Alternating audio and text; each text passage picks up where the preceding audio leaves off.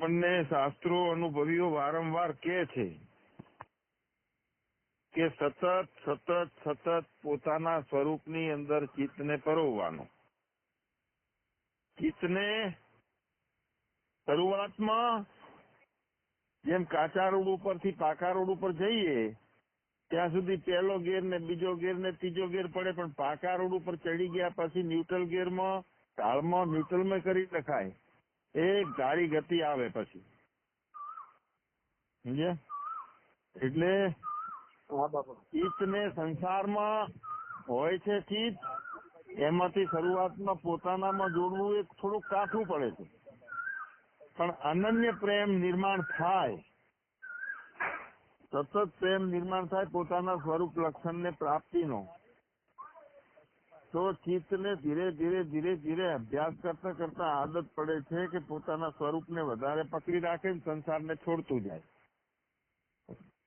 પોતાના સ્વરૂપને વધારે પકડવું અને સંસાર છૂટતો જાય, છોડવાનો નથી. જય હો. જેમ જેમ અંદરથી પ્રેમ વધારે હશે એમ એમ સંસાર છૂટતો જાય. જેમ વસંત ઋતુમાં પાંદડા પાકે છે તો ફેરવવા પડતા નથી, ખરે જાય ધીરે ધીરે, એમ સંસાર પોતાનામાંથી ખરે જાય. સંસાર એટલે શું? મનથી જે પકડ્યું છે, સાચું કરીને માન્યું છે, દુઃખી થઈએ છીએ, ક્રોધ આવે છે, દ્વેષ આવે છે, પ્રપંચોમાં આવે છે, બીજો મારું ભલો કરે છે, ભૂંડું કરે છે, આ ભાવો બધા થાય છે, તે વૃત્તિ એટલે સંસાર. હા, તો અનન્ય પ્રેમ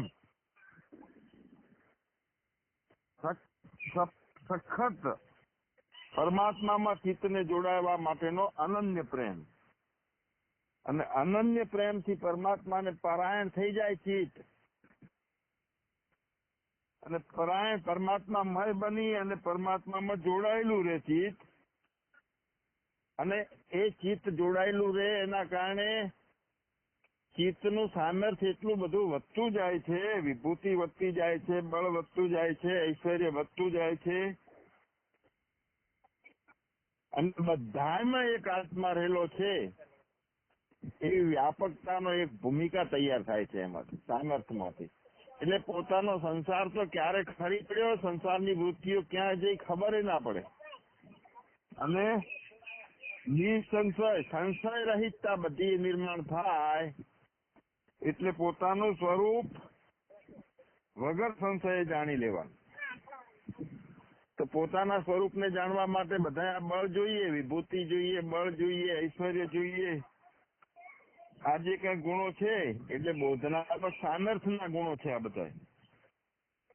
તો એક વખતનું પોતાના સ્વરૂપમાં સ્થિતિ થાય અને સતત પ્રેમ નિર્માણ થાય, જેટલું સ્વરૂપમાં સ્થિતિ રહે એટલે કે શાંત અંતઃકરણની ભૂમિકા રહે એટલું બળ વધતું જાય છે, આ અંદરનું ઐશ્વર્ય વધતું જાય છે, શક્તિ વધતી જાય છે, અને એ શક્તિ વધવાના કારણે હું આત્મા છું એ પણ સ્પષ્ટ દર્શન થાય, અને બધે આત્મા છે, બીજું કાંઈ નથી. એમાં સંશય રહિત પોતાની બુદ્ધિ સાથે પરમાત્મા, બુદ્ધિ ના હોય અને પરમાત્મા રહે, સ્વરૂપ રહે. એટલે બુદ્ધિ સાથે તત્વને જાણવું તે સાચું જાણ્યું. ઊંઘમાં તો તત્વ હોય જ છે, જયારે બેભાન અવસ્થામાં બીજું કાંઈ હોતું નથી. બાળક હોય છે ને બુદ્ધિ નિર્માણ નથી થયેલી હોતી ત્યારે પરમાત્માનું સ્વરૂપ જ હોય છે, પણ અજ્ઞાન એ વખતે દૂર થયેલું હોતું નથી. અજ્ઞાન ચોંટી હોય છે. તો અજ્ઞાન જે છે એ તમોગુણની અંદર છુપાયેલું હોય છે, પાછું ઊભું થાય, પાંગરે એટલે બુદ્ધિ જાગે, બુદ્ધિ પાંગરે, પરિસ્થિતિ નિર્માણ થાય એટલે અજ્ઞાન હાવી થઈ જાય, અને જ્ઞાન બીજાને દેખાતું હોય એ પણ દેખાતું બંધ થાય, અને ત્યાં સંસાર દેખાવા લાગે, અને બાળકના બદલે કરતા ભોગતાના ભાવ ને રાગ દ્વેષ વાળું બધું દેખાવા લાગે. તો બુદ્ધિ સાથેનું તત્વજ્ઞાન સંપૂર્ણ રીતે સમજવાનું છે, કે જ્યાં બુદ્ધિ રહે નહીં અને પોતે જ રહે. અને એવી રીતની બુદ્ધિ ગઈકાલે વાત કરી હતી કે ખાબોચિયું ભાવ કરતું હતું કે હું નાનું ખાબોચિયું છું, મારે મોટું બનવું છે, મોટું બન્યું. પછી ભાવ કર્યો કે મારે કૂવો બનવો છે, તો કૂવો બન્યો એ ખાબોચિયું. કૂવો બન્યા પછી ભાવ કર્યો તો મારું તળિયું તૂટી ગયું કૂવાનું, અને હું આરપાર થઈ ગયું, અંદર બહાર એક રસ. તો ખાબોચિયું એટલે જીવાત્મા છે, પરમાત્માનો ભાવ છે, જ્યાં આકાશ, પૃથ્વી અને પાતાળ ત્રણેય લોક ના તળિયા તૂટી જાય છે. બધે ખાલીપો હોય અને ચેતનતા હું છું, એટલે બુદ્ધિ સાથેનું તત્વજ્ઞાન કરવાનું છે. તો શું સંશય ના રે, અનુભવ થાય બુદ્ધિ સાથે હું કાંઈ નથી.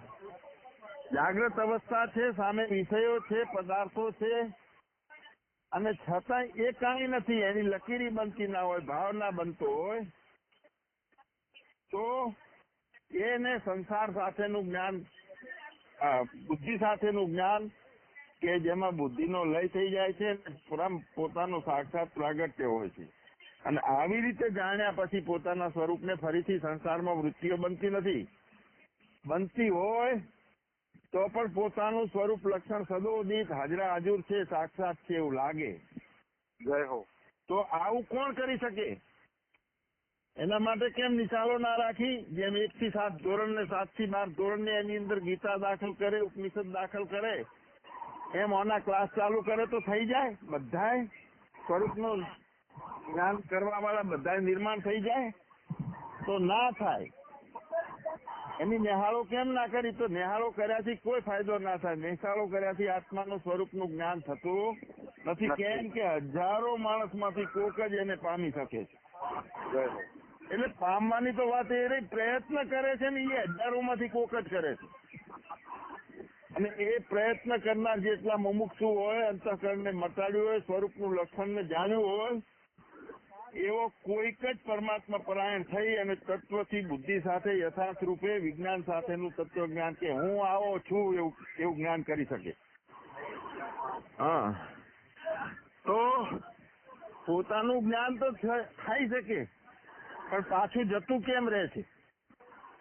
તો જે પ્રકૃતિ છે એને આપણે અજ્ઞાન ક્યાંથી ઉત્પન્ન થયું એને બરોબર જાણતા નથી, એટલે આવેલું જ્ઞાન ટકતું નથી અને માયા હાવી થઈ જાય છે. તો પૃથ્વી, પાણી, અગ્નિ, વાયુ અને આકાશ, આ 5 મહાભૂતો, અને મન, બુદ્ધિ અને અહંકાર, આ 8નો ઠાઠ. હવે એમાં 9મો ન્યારો ડાયરેક્ટ પોતાના ઘરમાં બેસી જાય ન્યારો થઈને, પણ 8નો ઠાઠ મળતો ના હોય એનું શું? 5 મહાભૂત, મન, બુદ્ધિ અને અહંકાર, 8નો ઠાઠ છે ને, ઠાઠની અંદર આપણે હુમરીમાં ફસાઈ ગયા છીએ, કળોતરામાં, 8ના ઠાઠમાં. તો આ 8 શું છે? તો એ 8 પ્રકારની જળ પ્રકૃતિ છે, અપરા પ્રકૃતિ છે. અને એમાં એકબીજાના ભેદો ઉભા થાય છે. એના કારણે, એ પ્રકૃતિના કારણે દ્વૈતો ઉત્પન્ન થતા હોય. તો 5 મહાભૂત, મન, બુદ્ધિ અને અહંકાર, આ 8 પ્રકારની જળ પ્રકૃતિ, અપરા પ્રકૃતિ, કે જે ભેદવાળી છે, એ આપણને ભમેળે છે. અને એને આપણે બરોબર જાણીએ તો એના સિવાયની બીજી કઈ પ્રકૃતિ છે? તો એના સિવાય જીવરૂપા છે, એ પરા પ્રકૃતિ છે, જીવરૂપા. તો જીવરૂપા એ ચેતન પ્રકૃતિ છે, અને 8 પ્રકારની પેલી જળ પ્રકૃતિ છે, 5 મહાભૂત, મન, બુદ્ધિ અને અહંકાર.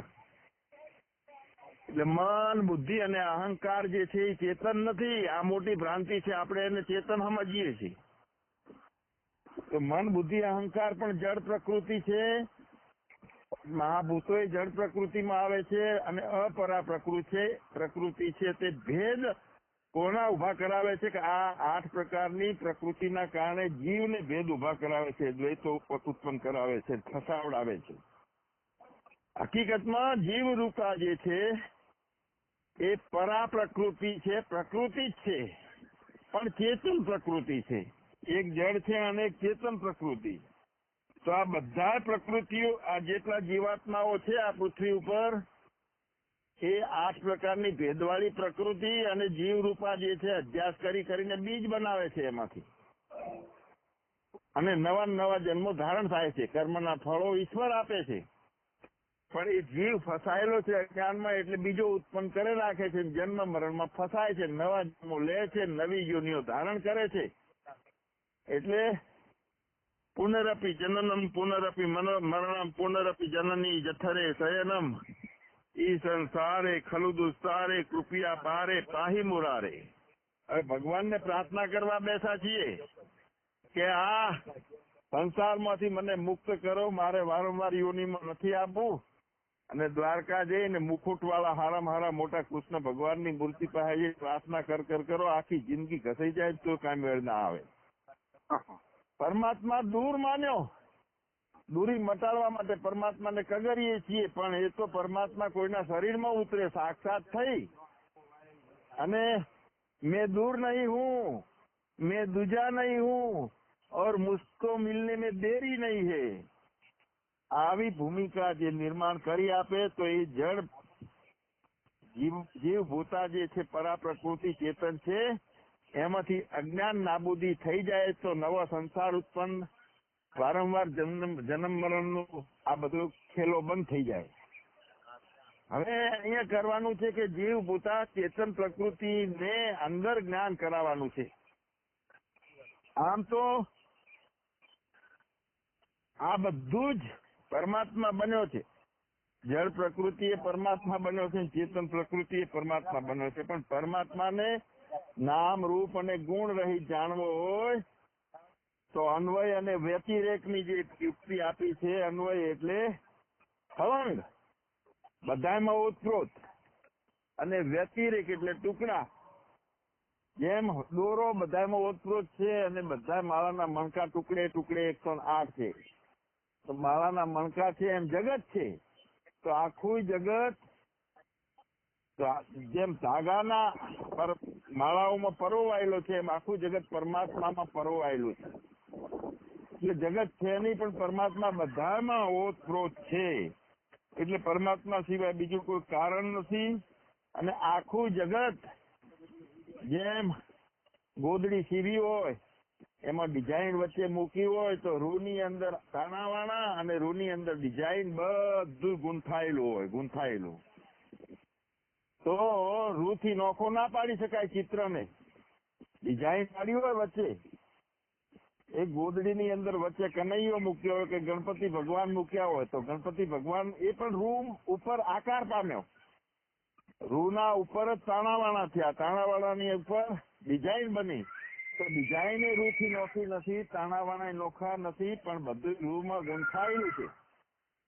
એમ પરમાત્મામાં આખું જગત ગૂંથાયેલું છે. પરમાત્મા રસ પણ એ છે, ચંદ્ર પણ એ છે, સૂર્ય પણ એ છે.